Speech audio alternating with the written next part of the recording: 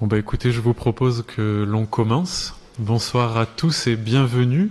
Je vous remercie d'avoir répondu présent pour cette invitation de la librairie Calvin, où nous avons le plaisir ce soir d'accueillir Julien Léonard, qui est donc maître de conférence à l'Université de Lorraine, à Nancy, et qui est surtout un spécialiste de l'histoire du protestantisme à l'époque moderne. Alors ce soir, nous allons entendre une conférence sur la question de l'antiprotestantisme, c'est-à-dire revenir à l'origine de ce qu'on a pu appeler par la suite les discours de haine, qui ont eu un impact et une importance particulière à la fin du XIXe et au début du XXe siècle, notamment chez les polémistes d'extrême droite, anti-juifs, anti-protestants, etc. Donc je laisse la parole à Julien. Merci d'avoir répondu présent à notre invitation et bonne conférence à tous. Merci beaucoup. Merci pour l'invitation. Merci aux organisateurs de m'accueillir ici et de m'avoir accueilli à dîner avant. Merci beaucoup.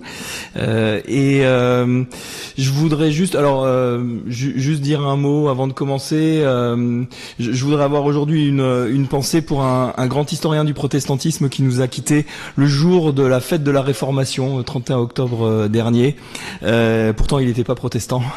Yves Krummenacker, voilà, qui a été mon directeur de thèse, puis qui ensuite était mon ami. Voilà, et qui a disparu il y a moins de 2 semaines, et je voulais avoir une pensée pour lui ce soir. Alors, une histoire de l'antiprotestantisme en France sous le régime de l'édit de Nantes, ça peut sembler assez surprenant à bien des égards.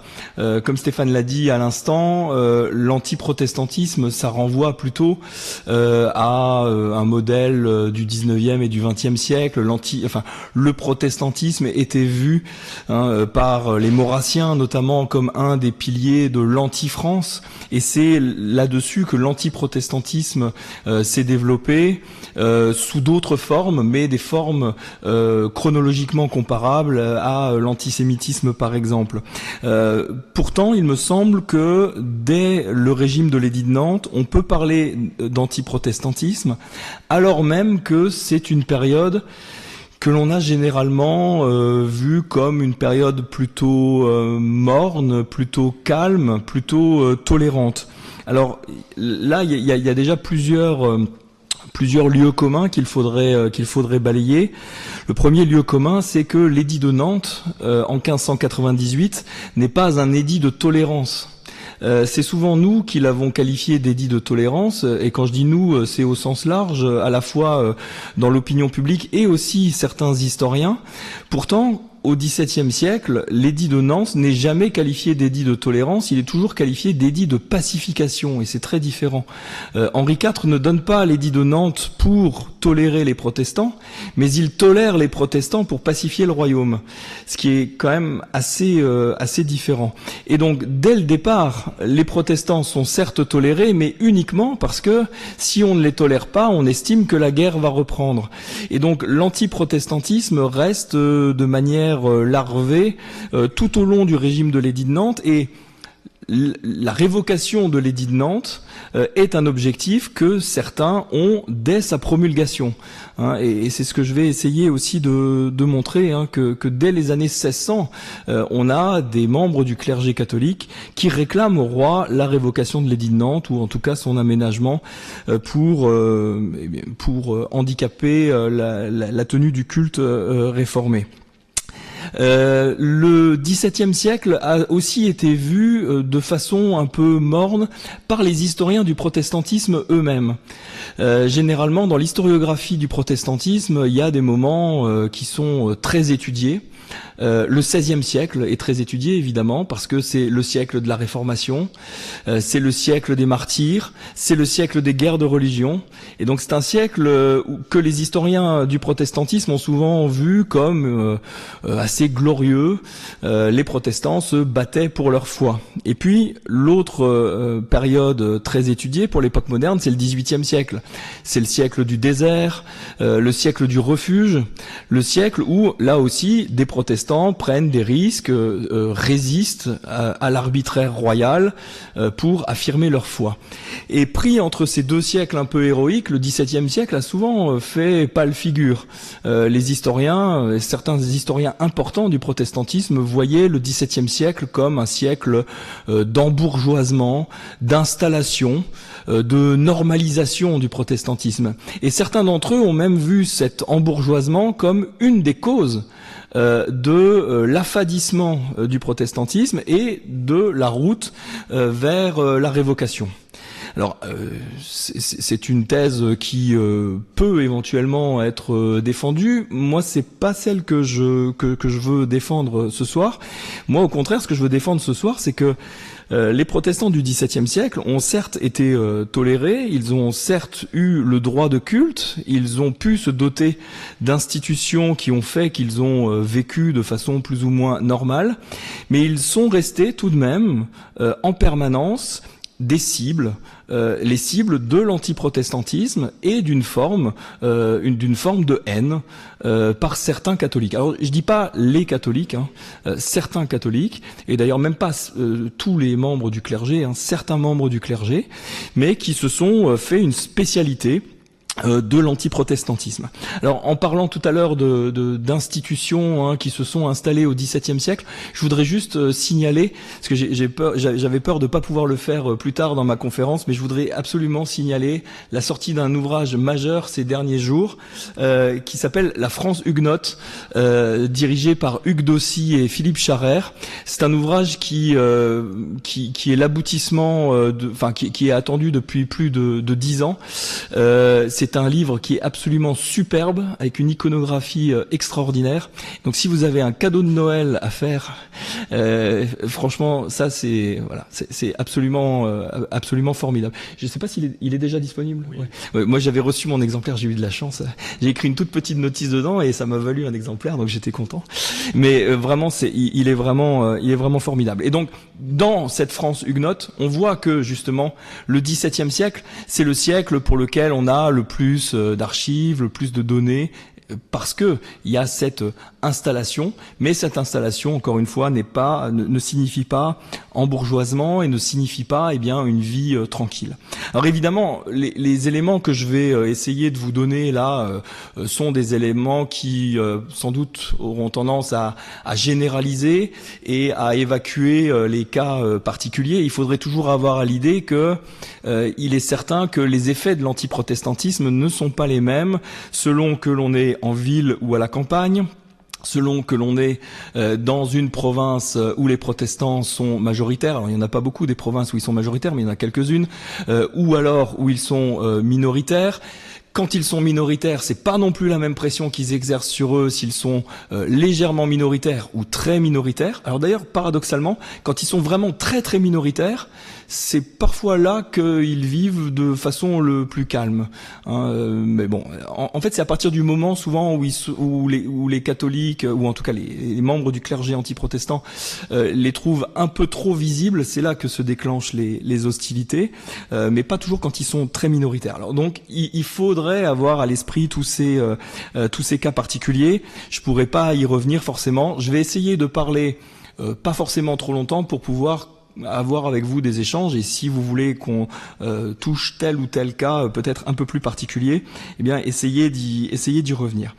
Ce que je voudrais donc aujourd'hui, c'est vous proposer une sorte de grille de lecture globale de l'antiprotestantisme sous l'ancien régime, sous le régime de l'édit de Nantes, pardon. Et je pense, en tout cas moi tel que je l'observe, cet antiprotestantisme se fait par couches successives qui se sédimentent et se superposent.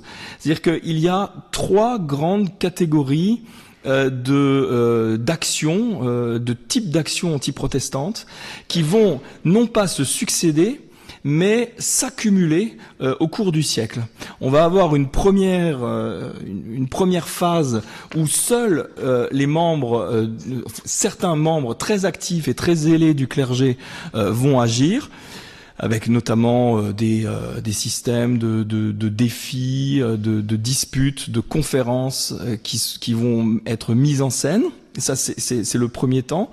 Dans un deuxième temps, cette action, alors donc va se poursuivre, mais va être en plus relayée par des milieux dévots très présents dans les instances judiciaires qui vont faire en sorte que l'antiprotestantisme passe aussi dans les relations juridiques. C'est-à-dire que quand on va porter plainte contre des protestants, ces dévots vont faire en sorte que si un procès oppose des protestants et des catholiques, ce sont les catholiques qui vont gagner. Et donc ces milieux dévots vont mettre la deuxième couche de l'antiprotestantisme, qui sera un antiprotestantisme judiciaire. Et puis la troisième couche, c'est lorsque le pouvoir royal va avaliser cette politique et va en faire la loi. La loi va devenir elle-même antiprotestante. Alors assez tôt en fait, mais évidemment de façon très aggravée à partir du règne personnel de Louis XIV. Alors on pourrait ajouter une quatrième couche même. C'est la couche finale, c'est celle où c'est plus seulement des hommes d'église, plus seulement des hommes de loi, c'est plus seulement le roi, mais c'est aussi l'armée qui devient anti-protestante. Ça, c'est le dernier temps, c'est le temps des dragonnades. Alors, je vais essayer de vous présenter ça. Alors, comme je suis un indécrottable historien universitaire, je vais vous présenter ça en 3 temps. Donc, le premier temps, c'est le temps des clercs. Le temps des clercs, alors j'ai mis vers 1598, mais c'est donc aux alentours de l'édit de Nantes, et vers 1631. Alors je vais vous expliquer pourquoi 1631 tout à l'heure, quand on verra le deuxième temps. Mais en 1631, il y a une sorte de petite porte entrouverte que laissent, alors il faut bien le dire, les protestants eux-mêmes à des chicanes judiciaires, et les catholiques sauront mettre le pied dans cette porte à peine entrouverte pour déverser beaucoup de plaintes et faire des procès. Alors le temps des clercs, c'est le temps donc qui s'ouvre avec l'édit de Nantes. Il y a un historien qui était spécialiste des controverses entre catholiques et protestants, qui s'appelait Jacques Solé, et qui avait pastiché une phrase célèbre de Clausewitz. Et lui, il disait que la pacification de l'édit de Nantes, c'était la prolongation de la guerre civile par d'autres moyens. Donc lui, il estimait que en fait le clergé catholique, ou en tout cas une partie la partie controversiste du clergé catholique, avait en quelque sorte repris aux soldats le rôle de mener la lutte antiprotestante, puisque désormais on ne pouvait plus se battre par les armes, il fallait désormais se battre par la plume ou par des conférences orales. Alors, il y a comme ça, dans les années 1600, beaucoup de témoignages qui disent on se fait la guerre en papier. C'est une expression qui revient souvent, on fait la guerre en papier. Alors, il faut dire que c'est un vrai flot éditorial. Entre 1598 et 1629, donc c'est dans cette période-là, et c'est vraiment la période la plus intense de la controverse religieuse, on va dire, vraiment avec des fondements religieux entre catholiques et protestants. Donc entre 1598 et 1629, on a plus de 4000 titres de controverses qui paraissent en France. 4000 titres, c'est absolument énorme, et pour certains d'entre eux, édités plusieurs fois. Donc si on compte le nombre d'éditions, on arrive à pas loin de 10 000 éditions. 10 000 éditions, ça veut dire que vraiment c'est un sujet qui passionne tout le monde. C'est-à-dire que ça relaye donc la guerre civile, et ça intéresse tout le monde. Tout le monde a envie d'avoir un avis sur les oppositions entre catholiques et protestants. Les imprimeurs de l'époque, comme ceux d'aujourd'hui, ne sont pas des philanthropes, et s'ils font 10 000 éditions de ces livrets-là, c'est parce qu'ils savent que ça se vend, et donc ça se vend, ça s'achète, les gens se l'échangent, on les retrouve dans les inventaires après décès. C'est quelque chose que vraiment tout le monde peut avoir chez soi. Alors cette controverse je dis controverse anti-protestante, il y a aussi le volet protestant. Les protestants aussi évidemment font de la controverse, mais donc cette controverse entre catholiques et protestants, très rapidement, dès les années 1600, on voit qu'elle a 2 niveaux. deux niveaux, mais alors deux niveaux du point de vue de la qualité intellectuelle et mais c'est volontaire, hein, les théologiens se répartissent le travail. On a la partie la plus visible de la controverse et qui a souvent été la plus étudiée par les historiens, c'est celle qu'on connaît le mieux, c'est la controverse menée par les grands théologiens des deux côtés. Le grand théologien catholique du début du régime de l'Édit de Nantes, c'est le cardinal du Perron. Le cardinal du Perron, alors lui, c'est vraiment un personnage très important. Alors déjà, il est cardinal, et il est devenu cardinal de par sa science de la controverse. C'est un des rares cas. Hein. On peut dire en quelque sorte que c'est le Bellarmin français. Hein. Bellarmin, c'était le grand jésuite controversiste de la fin du XVIe siècle, qui lui aussi est devenu cardinal pour ces raisons. En France, c'est le cardinal du Perron. Il a participé à la conversion d'Henri IV en 1593. Il a ensuite, en 1600, donc juste après l'édit de Nantes, il a affronté le grand théologien de l'époque des protestants qui était Duplessis-Mornay, et Duplessis-Mornay a été déclaré vaincu lors de cette conférence de Fontainebleau en 1600 contre le cardinal du Perron. Alors ces controverses-là, hein, ce sont des controverses, quand on les lit aujourd'hui, elles sont vraiment extrêmement élaborées, raffinées. Ce sont des controverses qui portent sur des points très complexes, généralement des points autour de la messe, la présence réelle, donc tous ces sujets-là, ça c'est le premier pôle. Et puis le deuxième pôle qui touche beaucoup, c'est la nature de l'Église et l'autorité relative de l'Église et de l'Écriture. Alors ça, évidemment, ce sont des choses sur lesquelles les protestants et les catholiques ne peuvent même pas réellement discuter entre eux, hein, puisque les protestants, eux, vous le savez très bien, donnent le primat de l'autorité à l'écriture seule, tandis que les catholiques donnent le primat de l'interprétation de l'écriture à l'Église vue comme infaillible. Et donc, dans ces conditions-là, on peut difficilement discuter même de ce sujet, c'est-à-dire que le sujet tourne en rond au bout de quelques minutes. Alors, malgré tout, on a à cette époque-là, donc autour de théologiens comme le cardinal du Perron, on a des controverses de relativement haut niveau. On a aussi des théologiens comme des jésuites autour du roi Henri IV, notamment son confesseur Pierre Coton, qui sont des théologiens assez réputés, qui écrivent des traités très volumineux. Et puis à côté de ça, à côté de cette controverse-là de très haut niveau, eh bien, commence à se développer une controverse, alors qu'il est difficile de qualifier de bas niveau, mais une controverse menée par des théologiens qui non seulement assument, mais militent pour que la controverse se simplifie, pour qu'elle soit à la portée de tous.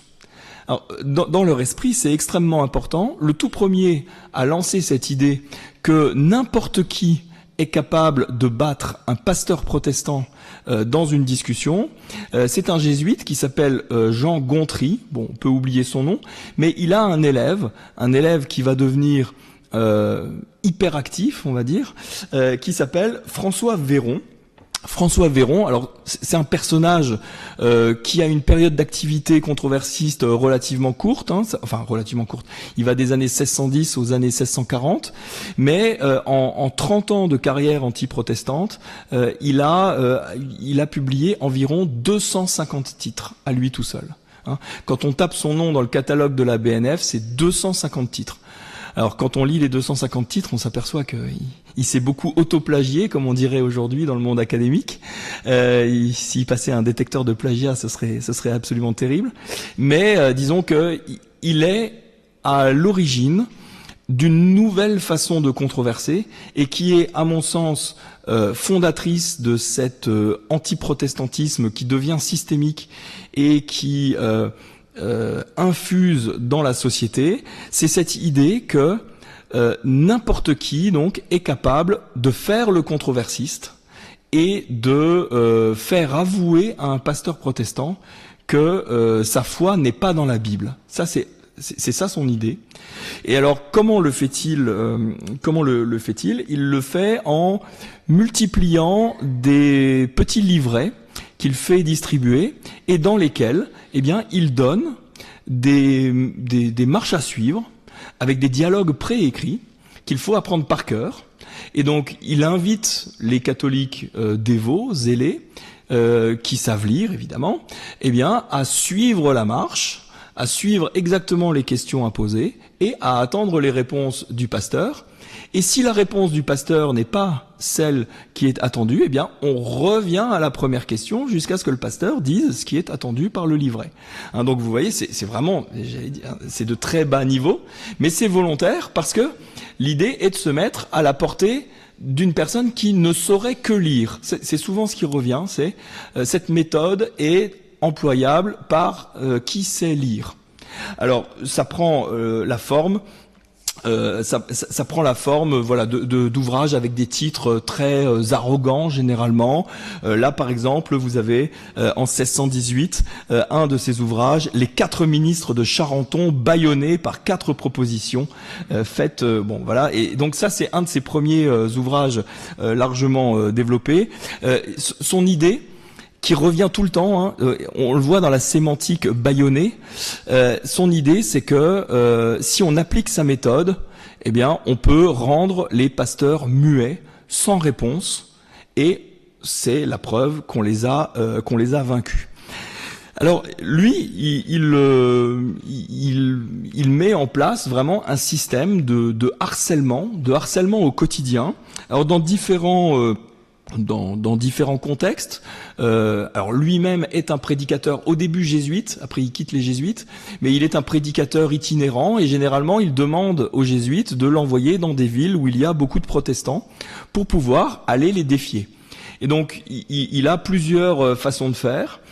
Une de ces façons de faire, c'est d'aller au temple, d'écouter le prêche du ministre et à la sortie, d'aller le défier publiquement et suffisamment fort pour que ses fidèles entendent, et d'aller le défier. Et si le ministre refuse, ce qui est le cas général, hein, parce que ils sont pas, voilà, ils voient bien que c'est un guet-apens. Hein.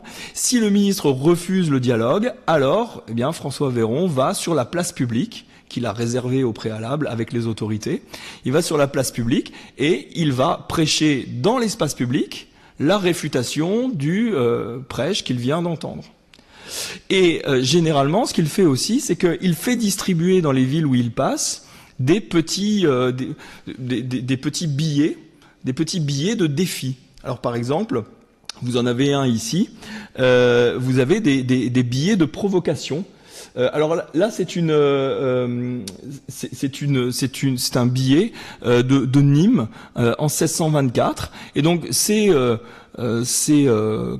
imprimé à plusieurs centaines d'exemplaires. Oui, il va à Nîmes en 1624. Hein. Alors je dis donc François Véron, visiblement, c'est quelqu'un d'assez antipathique, hein, qui va harceler les protestants tout le temps, les défier tout le temps.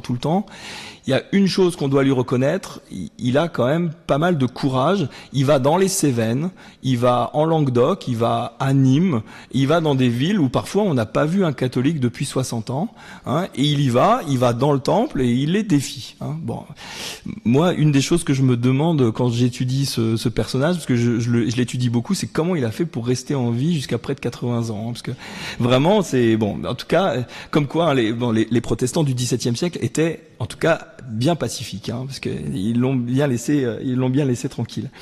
Et donc il fait distribuer des billets avec des défis. Il fait aussi placarder des affiches. Mais alors justement, quand il va dans des villes comme Nîmes, là parfois il a des réponses. Hein.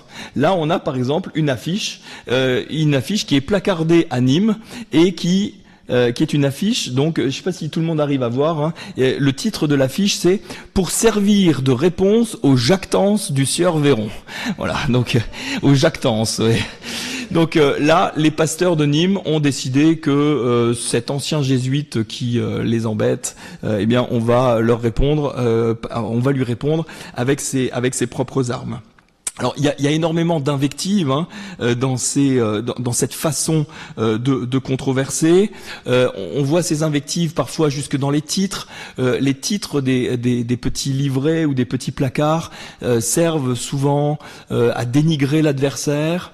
Par exemple, alors pour prendre un exemple local, dans les années 1620, il y a un controversiste qui s'inspire de Véron, qui passe dans la région de Metz, qui essaye de faire entrer les pasteurs de Metz en conférence et en dispute. Il refuse, et pour plastronner sur ce refus, il fait publier un petit livret qui s'appelle les coqs de Metz changés en poules. Voilà, donc en fait il compare les pasteurs qui sont sur leurs ergots et puis qui, dès qu'ils voient les controversistes, deviennent honteux. Alors dans l'autre sens, ça peut arriver aussi. On a aussi des controversistes protestants qui, fatigués par ce harcèlement, finissent par répondre en faisant des jeux de mots, etc. Alors par exemple, un des jeux de mots les plus qui ensuite a été le plus souvent repris, c'est de se moquer de la méthode de François Véron en appelant ça la Véronique. La Véronique, c'est cette méthode un peu simpliste de harcèlement. Alors là, le premier à employer la Véronique, il le fait dans un autre sens, qui est un sens beaucoup plus subtil. C'est le pasteur de Nîmes, Jean Fauché. Il appelle ça la Véronique comme un remède salutaire, parce qu'en fait la Véronique est une plante médicinale. Et donc en fait la Véronique, c'est la contre-méthode, c'est la façon de répondre à Véron, comme une plante médicinale qu'on ferait quand on s'est fait mordre par un serpent, il le dit. Donc il compare Véron plutôt à un serpent, c'est ce qui est plutôt bien vu sans doute. Alors face à ces controversistes-là, on a donc des pasteurs protestants qui se trouvent souvent assez démunis. Alors il y a des pasteurs qui sont extrêmement virulents eux-mêmes, et puis extrêmement, qui sont capables de répondre. C'est par exemple le siècle de Pierre Dumoulin, qui est lui aussi très productif, mais bon, ils ont quand même la difficulté de répondre due à la législation royale. Eh bien, interdit normalement que les choses dégénèrent, sauf que quand les choses dégénèrent à cause de membres du clergé catholique, souvent ils sont donc protégés par la justice. Alors un autre moyen souvent d'attaquer les protestants, c'est d'instrumentaliser les récits de conversion. Alors ça c'est vraiment très fréquent lorsqu'un pasteur protestant se convertit au catholicisme, ça devient un objet de propagande extrêmement développé. Alors un exemple, par exemple, c'est l'ancien pasteur Daniel Bourguignon qui se convertit en 1617 et qui devient un spécialiste dans cette littérature de faible niveau et qui cible ses anciens collègues. Par exemple, il publie en 1618 La cabale des ministres huguenots, qui dénonce les prétendus complots. Alors ce qui va beaucoup nourrir ces discours du complot, c'est évidemment, ce sont les années 1620. Les années 1620 vont faire beaucoup de mal aux protestants de ce point de vue-là, parce que c'est la reprise des guerres de religion. Il y a une partie du camp protestant qui se révolte contre Louis XIII. C'est la période des guerres dites de Rohan. Et là, évidemment, la propagande catholique va pouvoir déferler en faisant des protestants de mauvais Français, sans jamais dire évidemment que les révoltés ne sont que des membres de la haute noblesse et qui sont eux-mêmes en plus minoritaires dans la haute noblesse protestante. Mais ça évidemment, ces propagandistes catholiques n'en ont rien à faire. Pour eux, ce qui est important, c'est de multiplier les attaques contre les protestants. Alors, une fois les guerres de Rohan terminées, en 1629, après le célèbre siège de La Rochelle, cette controverse tend à s'essouffler. Alors, il va y avoir un événement, 1631, dont je parlais tout à l'heure, qui va lancer les hostilités dans un autre mode. Ça va être le deuxième temps, le temps de la chicane. Alors, je parle de chicane parce que c'est le terme qui revient presque systématiquement dans la bouche des protestants pour désigner la façon dont ils sont maltraités.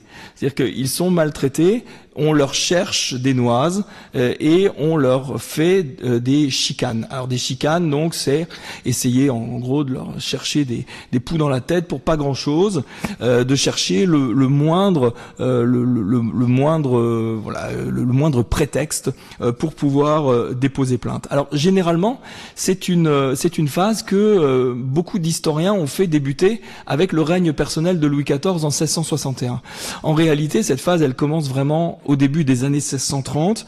Et pourquoi 1631 ? Alors, 1631, je vais essayer de vous expliquer ça de la façon la plus brève possible. C'est un peu compliqué, mais c'est en fait une décision interne des protestants français qui, une fois que les controversistes que j'ai vu dans la première partie vont la prendre en main, eh bien, va devenir un objet de matraquage judiciaire incessant. Quelle est cette décision ? En 1631, au synode national, ce qui est c'est l'instance supérieure des protestants français au XVIIe, le synode national décide, pour des raisons assez conjoncturelles, que les luthériens pouvaient être admis à communier dans un temple avec les réformés sans avoir à abjurer au préalable. Alors, pourquoi est-ce qu'ils prennent cette décision à ce moment-là ? Décision qui d'ailleurs n'est pas du tout réciproque. D'ailleurs, les luthériens ne sont pas demandeurs et les luthériens ne donnent pas du tout la liberté aux réformés de venir communier chez eux. Vraiment pas du tout. Bon, bref, ce serait trop long de rentrer dans le détail, mais ils prennent cette décision. Et alors là, immédiatement, ça va être un déferlement. Alors, un déferlement d'abord religieux, qui va durer quasiment jusqu'à la révocation de l'édit de Nantes. Pendant 50 ans, les controversistes que j'ai vus dans la première partie vont matraquer systématiquement aux protestants. Si vous acceptez d'accueillir à la communion des gens qui croient en la présence réelle, pourquoi refusez-vous la communion avec les catholiques ? Et mais ça va être vraiment systématique. Ça va être quasiment un mantra chez les controversistes catholiques. Donc ça déjà, c'est le premier prétexte. Mais pourquoi ? Alors donc ça pourrait faire continuer la controverse du temps d'éclair dont j'ai parlé tout à l'heure. Mais je vous ai dit, ce sont des choses qui se superposent, pas qui se succèdent, mais qui s'ajoutent. Mais donc va s'ajouter aussi la chicane judiciaire. Que vont dire les controversistes ? Les controversistes vont dire, voilà, lisez l'édit de Nantes. L'édit de Nantes dit qu'il n'y a que 2 religions qui sont légales en France. 2, pas une de plus. Les catholiques, les réformés. Vous accueillez des luthériens à votre communion, vous introduisez le luthéranisme en France, vous êtes des criminels de lèse-majesté. Voilà. Vous voyez, j'ai réussi à vous le résumer en 30 secondes, mais ça va donner lieu à des centaines et des centaines de factums judiciaires, de plaintes déposées dans les tribunaux royaux, de recherches, de contraventions à l'édit de Nantes. Et alors, une fois que les controversistes se sont rendus compte que cet angle-là, cet angle de la contravention aux édits était un angle qui fonctionnait, eh bien, ils ne vont plus s'arrêter. Ils ne vont plus s'arrêter et cette fois, ils vont chercher dans tous les articles de l'édit de Nantes, ils vont chercher à chaque fois, eh bien, comment est-ce qu'on pourrait trouver un moyen de dire que les protestants ne respectent pas la lettre de l'édit de Nantes. Et alors, au fil des années, c'est de plus en plus simple. Parce que une loi rédigée en 1598, quand vous la lisez en 1631, si vous la lisez encore en 1640 et a fortiori en 1650, 60, eh bien forcément, vous multipliez les chances, eh bien, de lectures différentes d'une décennie à l'autre, de changement de sensibilité, de changement de contexte, et donc vont s'accumuler comme ça pendant ces années. Eh bien, toute une série de chicanes donc et de lectures à la lettre de l'édit de Nantes. Alors là, je le disais, les controversistes jouent un rôle très important, mais ils vont être relayés par les dévots. Ils vont être relayés par les dévots, c'est-à-dire des notables qui sont très présents dans les milieux judiciaires et qui vont, eh bien, travailler à faire que le harcèlement des protestants au quotidien devienne aussi soit aussi possible de façon juridique. Alors comment le font-ils? Ça prend énormément de formes.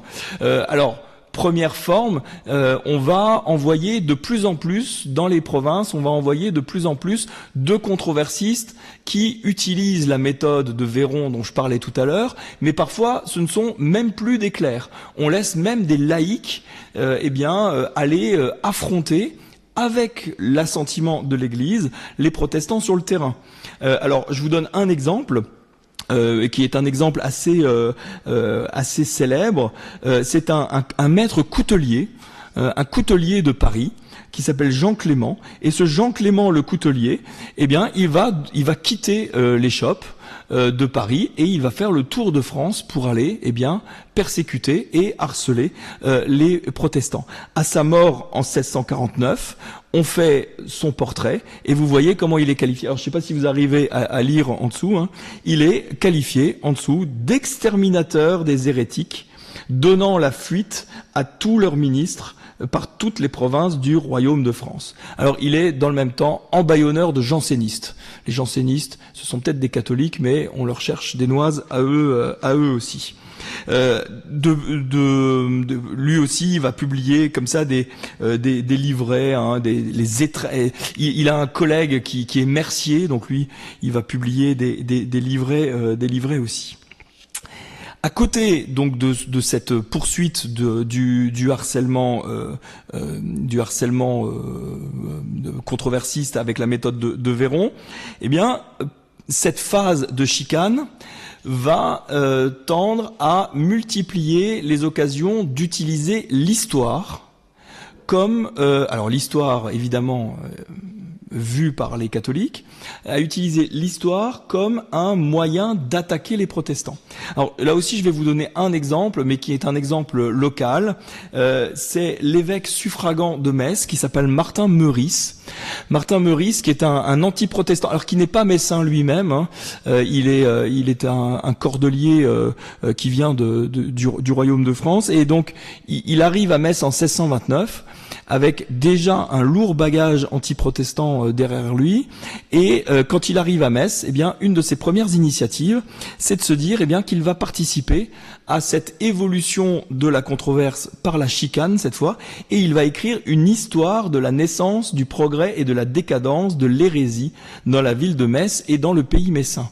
Et donc dans cet ouvrage, il n'y a quasiment pas une ligne de théologie.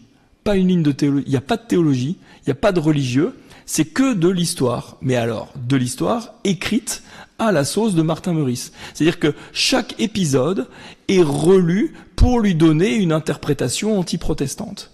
Et surtout, pour montrer que les protestants qui vivent à son époque, là il est en 1642 quand il publie ça, les protestants de 1642, contreviennent à l'édit de Nantes, ne respectent pas les promesses qu'ils ont faites dans l'histoire, et donc on peut porter plainte contre eux.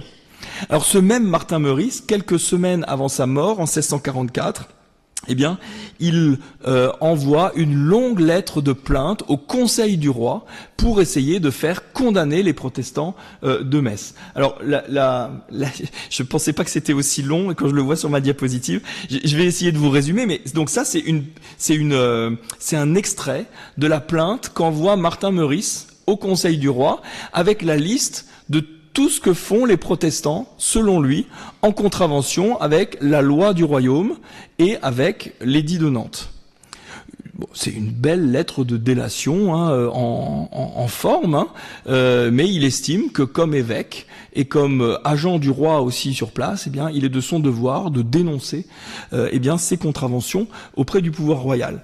Alors bon, voilà, je vais pas tout vous lire parce que ce serait trop long, mais il dénonce l'existence d'un consistoire qui est comme un petit abrégé d'anarchie. Alors, qu'est-ce que ça veut dire petit abrégé d'anarchie? Ça veut dire qu'en fait, ils se gouvernent eux-mêmes. Ils ne respectent plus les lois du roi, ils ne respectent plus l'autorité du roi. Ils sont aussi les maîtres de la plupart des métiers de Metz. Ils traitent si cruellement les catholiques en leur réception que la plupart ne peuvent pas s'y mettre. Ils sont toujours en plus grand nombre dans chaque métier que les catholiques. Alors, la chose la plus dramatique, c'est qu'on a les archives. On a les archives et on voit et on peut le prouver qu'il ment. Mais cette plainte est reçue et le pouvoir royal envoie un intendant qui va aller l'écouter. Alors à côté de cela, à la conjonction de ces méthodes, ce que vont beaucoup faire les controversistes relayés par les dévots à cette époque du temps de la chicane, c'est de multiplier les cartels de défis. Alors ça reprend ce que j'ai dit tout à l'heure, mais des cartels de défis qui sont cette fois faits devant les synodes protestants. C'est-à-dire que dans cette phase déjà plus avancée, les catholiques anti-protestants se sentent suffisamment libres, suffisamment puissants pour essayer d'empêcher la tenue des institutions protestantes qui pourtant sont légales. Donc vous le voyez, là on a vraiment une aggravation. On attaque donc très largement les synodes. La controverse prend des formes de factum. Alors là, par exemple, vous avez un factum des années 1660 qui raconte tout ce qui s'est passé dans un synode protestant en Bourgogne en 1667 par un cordelier qui accuse qu'on a voulu le tuer. Alors, là aussi, on a les pièces de l'enquête. Alors le problème, c'est que les pièces de l'enquête, les enquêteurs sont tous catholiques, donc ils l'écoutent beaucoup.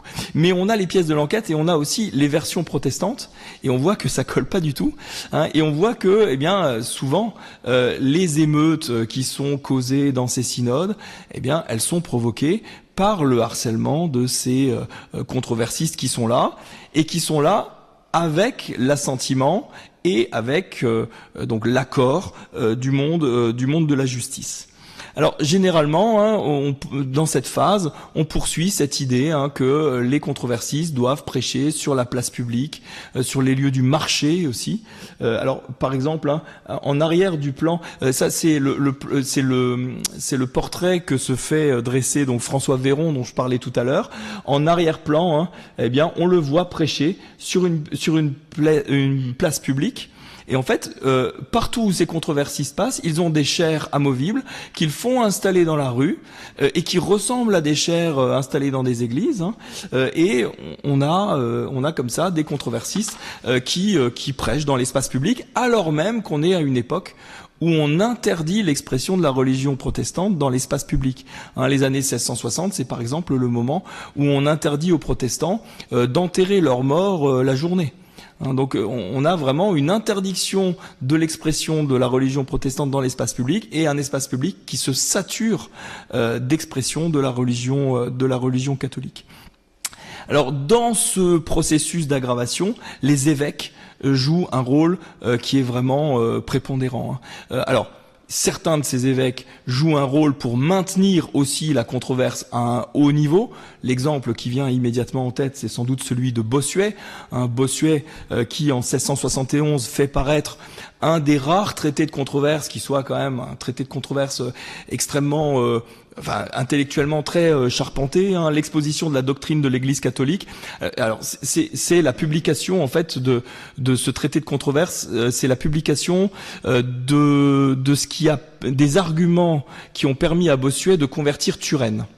Mais alors, je vais vous dire, moi j'ai énormément lu donc de cette controverse. Si toutes les controverses entre catholiques et protestants prenaient la forme des échanges entre Bossuet et Turenne, et si tous les catholiques avaient été comme Bossuet et tous les protestants comme Turenne, le XVIIe siècle aurait été en paix. Donc en fait, ça c'est un ouvrage qui là aussi, dans les histoires du protestantisme ou de l'antiprotestantisme, est toujours cité, mais en fait c'est un ouvrage qui est sans doute une exception parmi des milliers de livrets qui eux sont du très faible niveau dont je parlais.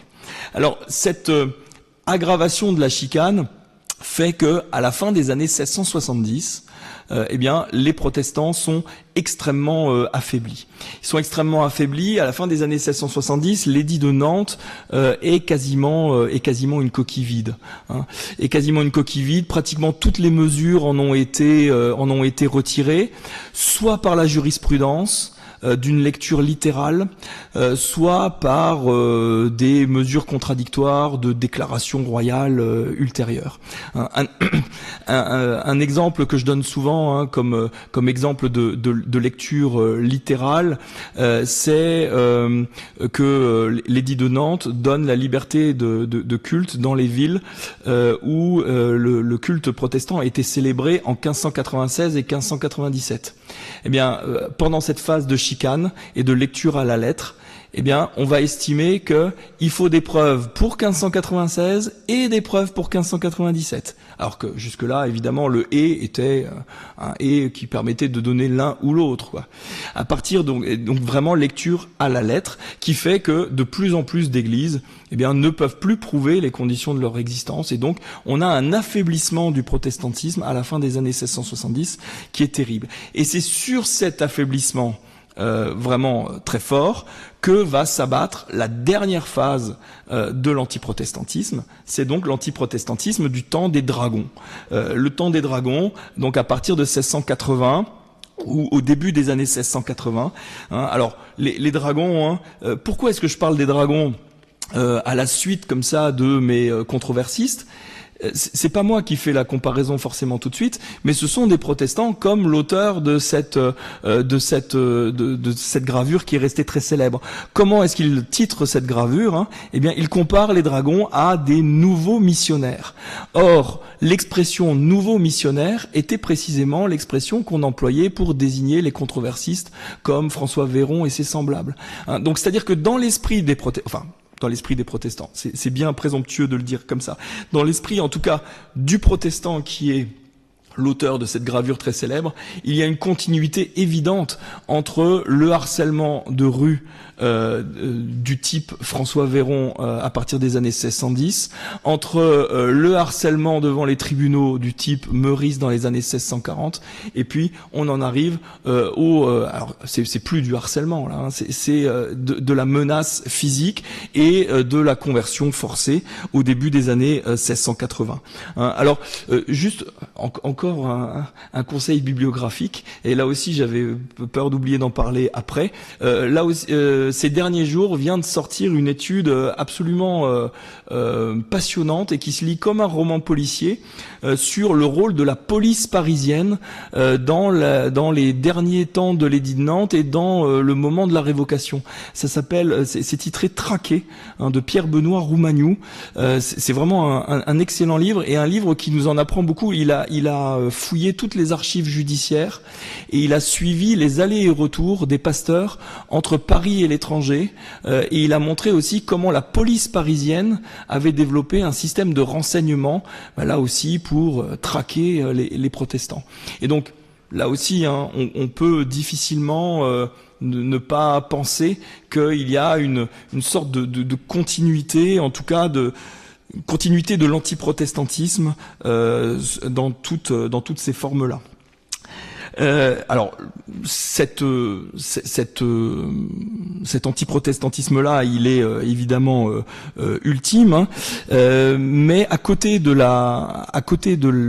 l'usage vraiment de la contrainte et de la force, il faut aussi souligner l'inventivité maléfique des autorités pour pousser les protestants à se convertir, et parfois l'usage de la contrainte est aussi un usage de la contrainte qu'on pourrait presque qualifier de psychologique. Je voudrais juste vous citer un exemple, et puis après je vois que je parle déjà longuement, je vais pas forcément trop longtemps continuer, mais un exemple qui moi me semble important, c'est la déclaration de juin 1681. Alors on est 4 ans avant la révocation de l'édit de Nantes, ça commence à couver, tout commence à s'accumuler. En juin 1681, une déclaration royale est prise, et qui est sans doute une des plus terribles de la période pré-révocatoire. Elle permet aux enfants de se convertir sans l'accord de leurs parents à partir de l'âge de 7 ans. 7 ans. Et alors là, va se mettre en place tout un système de ruse, un système de guet-apens, et on peut dire quasiment de complot organisé autour des enfants. On a des cas vraiment, on a des témoignages concordants qui montrent que vraiment ça existe. Ce que je vais raconter n'exagère pas, je vous assure que ça a existé. On a dans certaines villes, et c'est notamment sourcé à Poitiers et à Angers, on a des ecclésiastiques qui, comme mode de ruse, vont devant les églises catholiques, essayent de repérer des enfants protestants qui passent, essayent de susciter chez eux de l'admiration ou de l'émerveillement sur le décor de l'église, et si l'enfant réagit en disant « Ah oui, c'est beau », eh bien, on y voit un signe de sa volonté de se convertir. Et lorsque ces ecclésiastiques rapportent la réaction de l'enfant au juge, eh bien, des juges ont décidé, dans ces conditions-là, eh bien, de retirer la garde des enfants à leurs parents protestants. On a des cas d'enlèvement. Alors, les cas d'enlèvement d'enfants à la garde de leurs parents, hein, ça a été étudié par l'historien Alain Joblin, hein, qui en a fait un livre. C'est tout à fait sourcé, avec la validation spirituelle des évêques des lieux. Hein. Les évêques estiment que les enfants, oui, peuvent se convertir à partir de l'âge de 7 ans. C'est la doctrine de l'Église catholique, c'est l'âge de raison. On peut se convertir. Et alors le harcèlement, enfin c'est plus du harcèlement. Je veux dire, la persécution va quand même très loin dans l'idée, dans le domaine de la torture psychologique. C'est que ce que l'on fait dans l'immense majorité des cas, c'est que les enfants enlevés à la garde de leurs parents sont placés dans des institutions catholiques pour être élevés dans le catholicisme auquel ils doivent se convertir, mais ce sont les parents qui doivent payer la pension. Hein, donc c'est une double peine. Hein. Les parents doivent payer une pension pour cela. Alors les enfants sont ensuite souvent instrumentalisés par les autorités catholiques pour obtenir des suppressions de culte, parce que dans cette période-là, début des années 1680, il est interdit aux pasteurs de recevoir dans les temples d'anciens protestants devenus catholiques, ce qu'on appelle d'éventuels.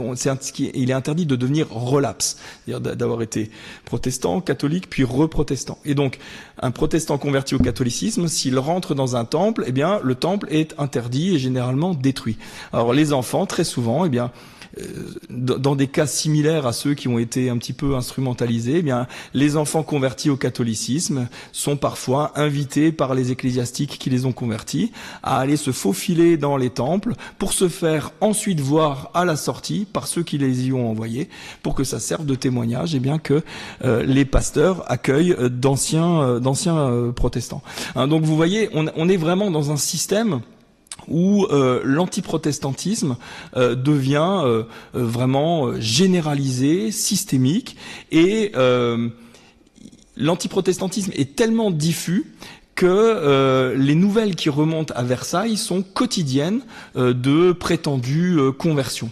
Alors, ça a souvent perturbé les historiens, hein, et d'ailleurs aujourd'hui encore, on sait pas très bien qu'est-ce que Louis XIV savait vraiment de la réalité, ou plutôt de l'absence des conversions qu'on lui annonçait. Hein, sans doute, on ne le saura jamais. Est-ce qu'il pensait vraiment qu'il y avait une vague de conversions qui justifiait la révocation de l'édit de Nantes? Toujours est-il donc que l'édit finit par être révoqué. Alors sur cette gravure de propagande, hein, on voit la révocation de l'édit de Nantes comme étant finalement le couronnement de toute une série de mesures antérieures qui font que c'est une gravure de propagande catholique, ça. Hein, c'est à la gloire de la révocation, qui est donc le couronnement sur le fronton d'un édifice dont les piliers ont déjà été construits depuis longtemps. Alors cette révocation de l'édit de Nantes, elle est évidemment le point terminal de cette vague-là d'antiprotestantisme, mais la révocation ne met pas fin à l'antiprotestantisme lui-même. Hein. Et d'ailleurs, et je terminerai là-dessus. Paradoxalement, la révocation de l'édit de Nantes, en multipliant les conversions forcées, a fait muter l'antiprotestantisme et a rendu peut-être l'antiprotestantisme encore plus virulent qu'avant. Pourquoi ? Parce que dans les premières, disons jusque dans les années 1670 encore, un protestant qui se convertissait au catholicisme et qui donnait des signes sociaux de sa bonne conversion était, on oubliait qu'il avait été protestant. Alors dans certaines circonstances, on pouvait s'en souvenir, etc. Mais disons que socialement, c'était plus ou moins oublié. À partir de la généralisation des conversions de force, eh bien, les anciens protestants demeurent dans les sources et dans les archives étiquetés comme NC. Alors NC, ça veut dire nouveau converti ou nouveau catholique, selon les cas. Mais même après leur conversion, reste ce doute, cette suspicion. Et donc finalement, on peut se demander si l'antiprotestantisme, après la révocation de l'édit de Nantes, n'est pas encore plus profond et encore plus viscéral qu'avant, puisqu'il s'étend même à des gens devenus catholiques. Voilà, je vais m'arrêter là. Merci.